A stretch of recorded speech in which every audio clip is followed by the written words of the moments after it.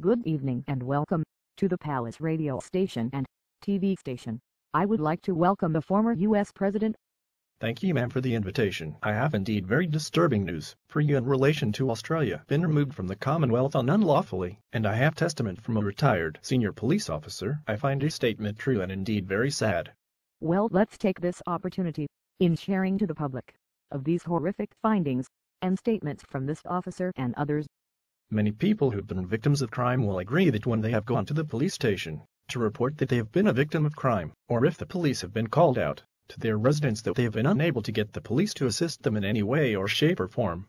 Why is this happening in so many places, Jack? There's a common reason for this is that the police officers are often been told by their bosses and their senior bosses not to help victims of crime.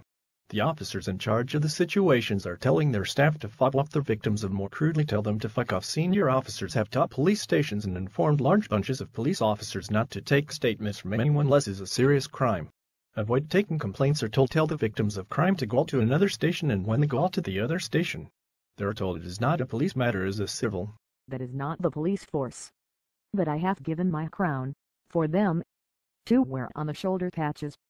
There are many ways the police regularly refuse to take crime reports of victims of crime. The officer tells a victim that they need to report this matter to the nearest police station where the offense took place, and the victim courses the police station on a wild goose chase her. She drives to another police station, just to be fobbed off by the officer. These victims are told that isn't really anything the police can do in this situation. He then tells them it is a civil matter is just one way of forming them off. The offers where members walk off, leaving these crime victims standing there totally confused. How disgusting. I'm sure the ordinary decent policeman, policewoman must be infuriated by this unlawful activity. Yes, that is true. A lot of decent police officers live when they take these crime reports to be investigated. Often the investigating officer will find some excuse or reason not to do anything to help the victim of crime. Excuses such as insufficient evidence to proceed, or it's a civil matter. In other words, a waste of paper. Why is this happening? Well, this retired police officer believes senior police are given this direction, believe that it is more important to have a police Hampton or trivial speeding tickets than help victims of crime. There's a lot of revenue to be reaped by handing out tickets from trivial offenses. Houses of dollars course trade into the government revenue. If police were doing real paperwork and helping victims of crime, then there's little money to be made, and politicians don't like that. I believe many of our senior police officers know all this, and that's why many of these officers have little integrity and don't really give a damn about the people who've been hurt as a result of being victims of crime. Corruption is something that's extremely hard to stamp out. I believe my parliament is currently looking into this. And sadly, when the general duty police have now been directed to follow their bosses' desires and refuse to help victims of crime, this upsets quite a few of these men and women, but there's nothing they can do about it. We all hear about your rhetoric about not being caught as in relation to tickets. In reality, there is a certain amount of tickets to be issued. If an officer is not getting the amount of tickets per shift, he or she will be pulled aside by a senior officer and spoken to. If they continue to fail to get the right amount of tickets per shift, there will be some type of ramifications. There will be bullied and given boring jobs around the station. What happens to the good policemen and women who continue to do good police work? If a police officer is regularly doing the right thing and taking crime reports of victims of crime and is causing too much not important paperwork to be undertaken, then it won't be long before this officer will be pulled aside by a senior officer and spoken to. Why am I not surprised? Sounds something the Labour Party would encourage.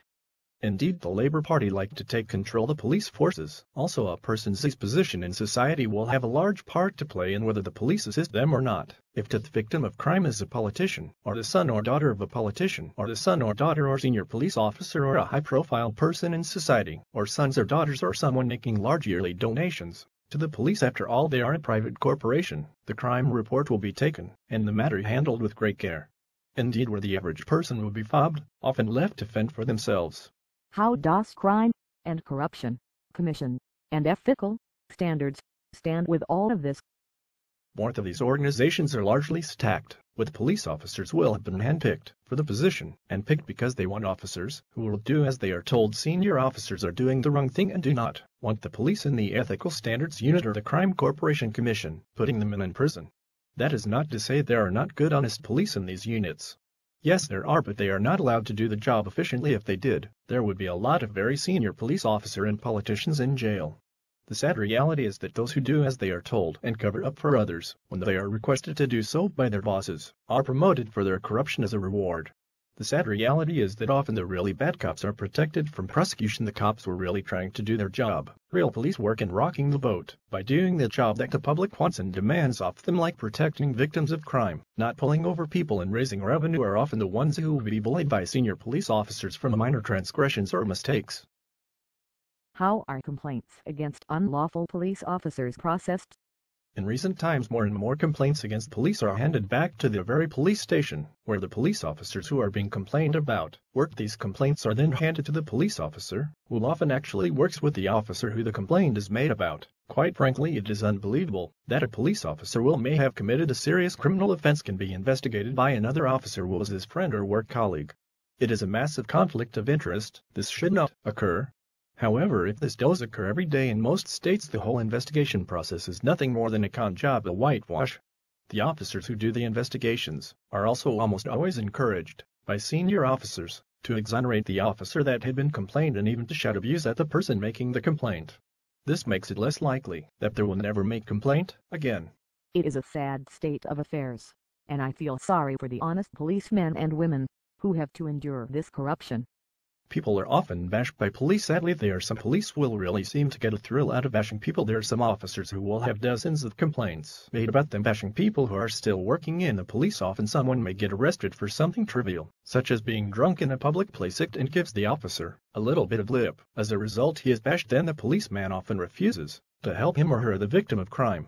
Some of these officers have no self-control, and they usually join the police force, so they can throw their weight around just like bullies. I have been informed sometimes these officers charge the person they bash with assault, so they have an excuse for assaulting the victim in the first place.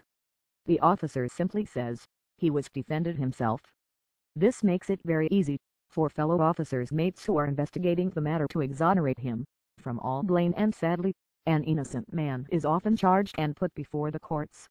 Very true indeed. And to make things worse, there's a push on by some state governments to make jail sentences mandatory for those who assault police as the system stands. I would not like to see this happen. The nature of policing seems to have changed in Australia. Yes, the very nature of policing in the States has changed dramatically over the past decade or so. There seems to be very little emphasis by those in position of authority in the police service on protecting victims of crime. This is particularly the case in large cities and towns. Sadly, there are people in the police service who are simply criminals.